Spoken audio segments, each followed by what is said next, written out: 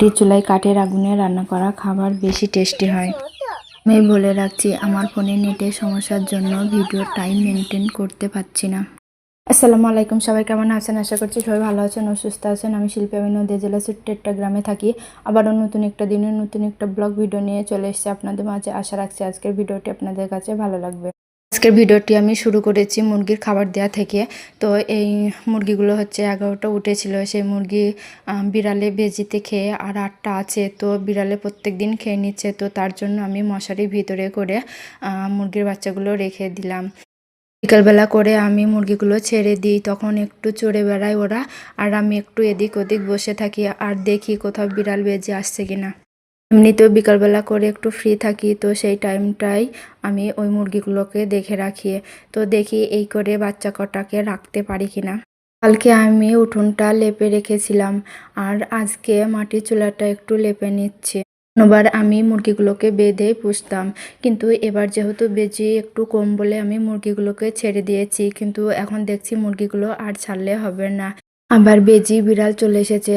তো প্রথম থেকে যদি আমি মুরগিগুলোকে বেঁধে রেখে দিতাম তাহলে হয়তো থাকতো, কিন্তু এখন মশারির ভেতরে ওরা আর থাকতে চাচ্ছে না, যাহাই শব্দ করছে। তো দেখি কি করা যায়। সে যাই হোক, কম্বলগুলো এখন ভিজিয়ে রাখছি, কম্বলগুলো কেচে দেব। এই মোটা কম্বলটা তুলে রাখবো, আর এই পাতলা কম্বলটা এখন ব্যবহার করব। দিন আগে কম্বলগুলো সব কেচে দিয়েছিলাম, কিন্তু আবার যেহেতু ব্যবহার করা হয়েছে তাই অল্প সার্ফ দিয়ে গ্যাসটা কাটানোর জন্য আবার নতুন করে আমি কেচে নিচ্ছি।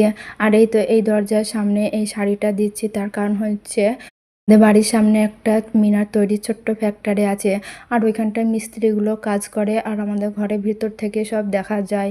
তো তার জন্য আমি এই শাড়িটা আপাতত দিয়ে রাখছি।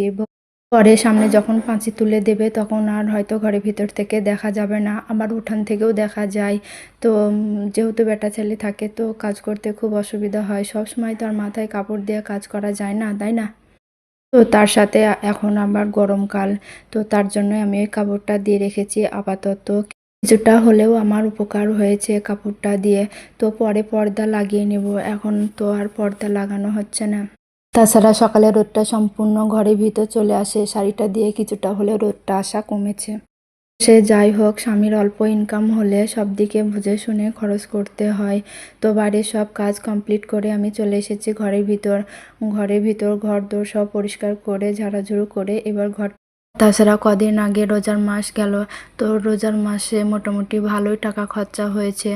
ফেতরা দান, তারপরে মানুষকে কাপড় চোপড় দেওয়া, নিজেদের কাপড় চোপড় কেনা, ঘরের ভিতর ঘরদোর সাজানো থেকে অনেকটা টাকায় খরচা হয়ে গেছে। তো তার জন্যই আর টাকা খরচা এখন আর করতে চাচ্ছি না। সামনে বকরিদ আছে, তার আগে আবার কিছু টাকা খরচা করতে হবে, তো তখন দেখা যাবে। আমরা গ্রামে থাকি, আমরা নিম্ন মধ্যবিত্ত ঘরের মানুষ, যেভাবে যতটুকু পেরেছি সেইভাবে ততটুকুই রোজার মাসটা খরচা করেছি। আমি এইভাবে প্রত্যেক দিন একটু একটু করে ঘরের ভিতরের কাজগুলো করে রাখি, যাতে করে আমাকে একবারে অনেক কাজ করতে না হয়। পরে অনেকগুলো কাজ একসাথে করলে আমার শরীর খুব খারাপ করে। যদি একদিন আমি সম্পূর্ণ কাজ করি তো দুদিন আর উঠতে পারি না। তো তার জন্যই আমি অল্প অল্প করে কাজগুলো করে রাখি।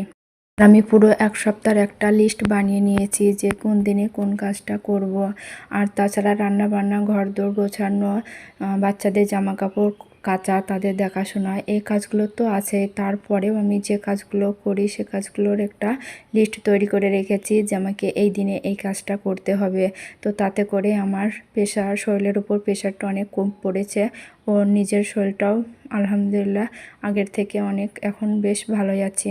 তাতে ঘরদোর পরিষ্কারও আছে, আমার কাজগুলোও হয়ে যাচ্ছে। তাছাড়া আবার মাটির চুলায় কাঠের উনুনে রান্না করি, আর মাটির চুলায় কাঠের উনুনে রান্না করা খাবার বেশি টেস্টি হয়।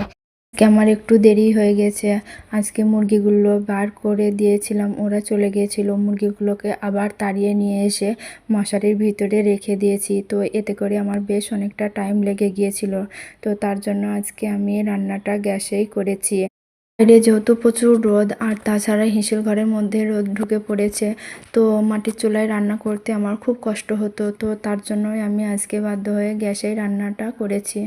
গ্যাসে রান্না করা খাবারটাও খেতে ভালো লাগে, কিন্তু মাটির চুলায় কাঠের আগুনে রান্না করা খাবারটা বেশি ভালো লাগে। তাছাড়া আমরা যেহেতু গ্রামে থাকি, তো গ্রামে পাটকাঠি জ্বালানির কোনো অসুবিধা হয় না। ওখানে জ্বালানি বেশ ভালোই পাওয়া যায়। আমাদের বাড়ির সামনে যে বাঁশঝাড় আছে ওখানে অনেকগুলো কুঞ্চি আছে, তো ওইগুলো কেটে এনে জাল দিলেও অনেক হয়। আমি আর ওইগুলো কেটে নিয়ে আসি না, কারণ আমার ছাদের উপরে অনেক পাটকাঠি ও কাঠ আছে, তো সেগুলোই ফোড়াচ্ছি এখন। আর এখন আমি সকালে খাবারটা খেয়ে নিচ্ছি। আজকে আর সকালে কোনো খাবার তৈরি করিনি, ওই তো বললাম না আজকে আমার সত্যি খুব দেরি হয়ে গেছিল।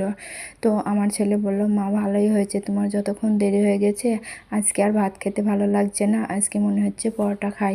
তো যাই হোক আমাদের একটু পরোটা আনিয়ে দাও। তো আমি বললাম তাহলে তুমি যাও গিয়ে নিয়ে এসো। আমি ওকে টাকা দিয়েছিলাম, বললাম পরোটা নিয়ে আসবা, তো ও সাথে করে মিষ্টিও নিয়ে এসছে 4টে। তো আমি বললাম মিষ্টি আবার আনার কি দরকার, এই তো কদিন আগেই তো মিষ্টি খেলে, আবার মিষ্টি খাওয়ার ইচ্ছা হয়েছে। তো বললো হ্যাঁ মা আমার মিষ্টি খাওয়ার ইচ্ছা হয়েছে। তো 4টি মিষ্টি নিয়েছি, আমি একটা একটা করে দিয়েছি, দুটো রেখে দিচ্ছি পরে খাবে। তো দুটো মিষ্টি দিলেই ওরা খেত না, নষ্ট করতো, তো তার জন্য আমি এখন একটা একটা করে দিচ্ছি, পরে আবার দিয়ে দেব ওই মিষ্টিগুলো। খাবারটা খেয়ে আমি বাইরে কিছু কাজ ছিল সেগুলো সেরে নিয়েছি, মানে ছাগল ঘর টরগুলো পরিষ্কার করে নিয়েছি। খাবারটা খেয়ে আমি মুদিখানার দোকানে গিয়েছিলাম, আর আমার ছেলে গিয়েছিল স্কুলে। দিন আমার বড় ছেলেকে লিখে দিই ওই বাজারটা করে নিয়ে আসে, ওর স্কুল আছে ওই স্কুলে যাবে, তার জন্য আজকে আমাকে যেতে হবে। তাছাড়া অনেকটা জিনিস কিনতে হবে। প্রত্যেক দিনের মতো আবারও আজকে বলছি, ভিডিওর এই পর্যন্ত যারা আছেন প্লিজ ভিডিওতে একটা লাইক দিয়ে দেবেন, সাবস্ক্রাইব করে পাশে থাকা বেল আইকনটা প্রেস করে রাখবেন, যাতে করে আমি নতুন কোনো ভিডিও পাঠানোর সাথে সাথে আপনার ফোনে নোটিফিকেশন চলে যায়, আর আপনি সময় সুযোগ বুঝে ভিডিওগুলো দেখে নেবেন। এই কাজটা আগে থেকে যারা করে দিয়েছেন আপনাদের জানাই অসংখ্য ধন্যবাদ। এই দেখুন দুই ভাই এক জায়গায় খাবার খেতে বসলেই হবে রাগারাগি। আমি গ্লাসে পানি ঢেলে দিয়েছি, বড় ছেলেটা আগে খেয়েছে, তো তার জন্য ছোট ছেলে আর খাবেন না, ওকে আগে দিতে হতো। বলছে মা তুমি আমায় আগে দিলে না কেন, তো তার জন্য ও মুখ ভার করে বসে আছে। আমি পানি দিয়েছি গ্লাসে, তাও খাচ্ছে না। আমারই ভুল হয়েছে, দুজনকে দুটো গ্লাসেই দেওয়া উচিত ছিল, কিন্তু আমার বড় ছেলে গ্লাসে পানি খেতে চায় না, ও বোতলেই খেয়ে নেয়। বাজারে গিয়েছিল, সাথে অঙ্গনারীর খানা ভাতটাও নিয়ে এসেছে, তো তাতে ওর গরম ধরে গিয়েছিল, ওর সামনে গ্লাসে পানি ঢেলে দেওয়াতেই ও খেয়ে নিয়েছে। কিন্তু ছোট ছেলের জন্যই গ্লাসে পানিটা ঢেলেছিলাম, বড় ছেলে খেয়ে নেওয়াতেই বাবুর রাগ হয়েছে। বাজারগুলো করে নিয়ে চলে এসেছি, এবার বাজারগুলো গুছিয়ে নেব। আর মুদিখানার দোকানে গিয়েছিলাম, তো সেখানেও ভিড়। তো যেদিন দেরি হয় সেদিন সব দিক থেকেই দেরি হয়, তো কি আর করার, যাই হোক সব কাজ কমপ্লিট করে ফাইনালি আমি রান্নাটা বসাতে পেরেছি। আর ওদিকে আমার বড় ছেলে পরীক্ষা দিয়ে চলে এসেছে, আমি রান্নাটা তাড়াতাড়ি করছি। ওইদিকে হিঁশিলে তো রোদ হয়েছে, তারপরে আমি ভাতটা বসিয়ে দিয়ে এসেছি, কাঠ ধরিয়ে দিয়েছি, আমাকে আর ওখানে থাকতে হবে না। তো ওদিকে ভাতটা হোক আর আমি এখানে তাড়াতাড়ি করে রান্নাগুলো করে নিই। আজকে আমি রান্না করব আলু দিয়ে ডিমের ঝোল, আম ডাল আর আলু দিয়ে গাজর ভাজা। তরকারিগুলো আমি মুদিখানার দোকানে যাওয়ার আগেই কেটে ধুয়ে পরিষ্কার করে রেখে দিয়েছিলাম। আগে প্রেসার কুকারে ডিম আলু সেদ্ধ করে নিয়েছি, তারপরে ডাল একটা সিটি দিয়ে রেখে দিয়েছিলাম। তো এখন সব রান্নাগুলো করে নেব। গাজর ভাজাটা বসিয়ে দিয়েছিলাম, সেটা আর হয়তো ভিডিওই হয়নি। গাজর ভাজাটা হতে হতে আমি রান্নাঘরটা পরিষ্কার করে নিয়েছিলাম, আর ভিডিওটি এখানেই শেষ করেছি। তো ভিডিওর মধ্যে যদি কোনো ভুল হয় প্লিজ ক্ষমা সুন্দর চোখে দেখবেন। আজকে ভিডিওটি এখানেই শেষ করছি, দেখা হবে নতুন কোনো ব্লগ ভিডিওতে। তো ততক্ষণে ভালো থাকবেন, সুস্থ থাকবেন, আল্লাহ হাফেজ।